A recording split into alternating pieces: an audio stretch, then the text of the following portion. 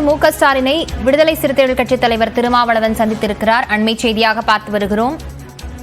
NEET தேர்வு ரத்து, குற்றவியல் சட்டங்களை சீரமைப்பது குறித்து முதலமைச்சரிடம் கோரிக்கை வைப்பதற்காக விசிக தலைவர் திருமாவளவன் முதலமைச்சரை சந்தித்திருக்கிறார். விவரங்களுடன் செய்தியாளர் அபினேஷ் இணைந்திருக்கிறார். அபினேஷ், இந்த சந்திப்பு எவ்வளவு முக்கியமானதாக பார்க்கப்படுகிறது? வேறு என்னென்ன விஷயங்கள் குறித்தெல்லாம் ஆலோசிக்கப்பட்டதா சொல்லப்படுது?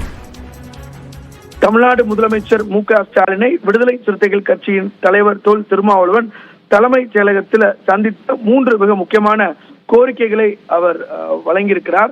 ஒன்று, தமிழ்நாட்டில் சட்டம் ஒழுங்கு நிலை குறித்து, அதாவது அண்மையில் கொலை செய்யப்பட்ட பகுஜன் சமாஜ் கட்சியின் மாநில தலைவர் ஆம்ஸ்ட்ராங் கொலையில் பின்னணியில் யார் உள்ளனர் என்பதை விரைந்து அறிந்து அந்த கூலிப்படையினர் உள்ளிட்ட அனைவரையும் கைது செய்து தண்டிக்க வேண்டும். தமிழ்நாட்டில் இது போன்ற கூலிப்படைகள் கும்பலை அவர்களுக்கு அரசியல் புகலிடம் கொடுப்போரை இரும்பு கரம் கொண்டு அடக்க வேண்டும் என தமிழ்நாடு அரசை அவர் வலியுறுத்தி ஒரு கோரிக்கையை வைத்திருக்கிறார். அதே போல நீட் தேர்வு ரத்து அப்படிங்கிறது மிக முக்கியமான ஒன்று. தமிழ்நாடு அரசுடைய மிக முக்கியமான கோரிக்கை. அண்மையில் நீட் தேர்வு முடிவுகளில் ஒரு பெரிய குளறுபடி வந்திருந்தது. எனவே நாட்டால் கசிந்தது உறுதி செய்யப்படக்கூடிய நிலையில உச்சநீதிமன்ற தலைமை நீதிபதி வழக்கு விசாரணையின் போதும் தெரிவித்திருக்கிறார்.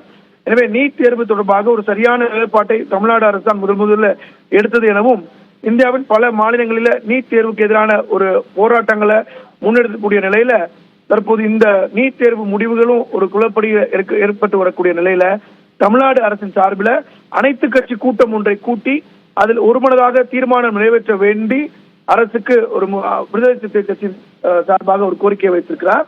மூன்றாவதாக, அண்மையில் நிறைவேற்றப்பட்ட 3 குற்றவியல் சட்டங்களுடைய பெயர் மாற்றம், அதில் கொண்டு வந்திருக்கக்கூடிய திருத்தங்கள் மக்களவையில எவ்வித விவாதமின்றி நிறைவேற்றிருக்கிறது.